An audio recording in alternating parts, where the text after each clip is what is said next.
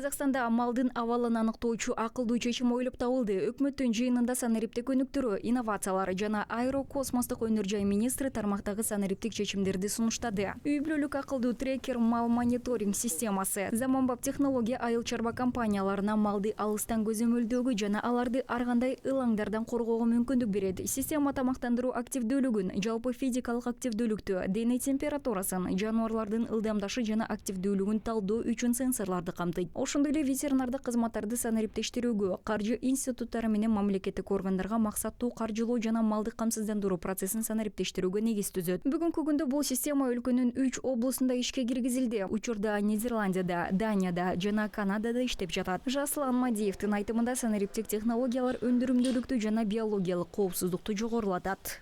Дәлме-дәл мал шаруашылыгын дамытуу бул цифрландыруу. Так мал чарбачылыгын өнүктүрүү санариптештирүүнүн кезектеги кадамы. Анда малды автоматтык тоюттандыруу, суу менен камсыз кылуу, климаттык контролдоо. Бул технология эмгек өндүрүмдүүлүгүн 10-25% жогорулатат. Ошондой эле чыгымдарды 15% чейин кыскартууга мүмкүндүк берет. Мындан тышкары жасалма интеллект да колдонулат. Бул жаныбарлардын сыркаты жана жүрүм турумун алдын ала айтууга жардам берет. Жайытты көзөмөлдөө үчүн дрондор жана спутниктер колдонулат. Мындай технологиялар көмүртек изин азайтууга жана өнүмдүн коопсуздугун жогорулатууга жардам берет.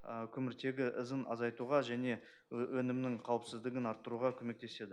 Белгилей кетсек, Казакстанда тармакты санариптештирүүнүн алкагында 2022 жылдан баштап мал чарбачылыгын эсепке алуу процесстери электрондук форматка өткөрүлүүдө. Бул тармактагы маалыматтык системаларды интеграциялоо үчүн E-Arc платформасы иштелип чыгууда. Ар бир жаныбарга уникалдуу номер ыйгарылат. Бардык маалыматтар жана ветеринардык процедуралар жазылган. Дыйкандар жана ветеринарлар электрондук кызматты колдонуу менен убакытты үнөмдөп, катачылыктарды азайтышат. Жалпысынан учурда мал чарба жана ветеринария тармагында 100гө жакын мамлекеттик кызматтар бар. Алардын жарымынан көбү онлайн режиминде берилет. Өткөн жылы жалпысынан 5,9 миллион кызмат көрсөтүлгөн.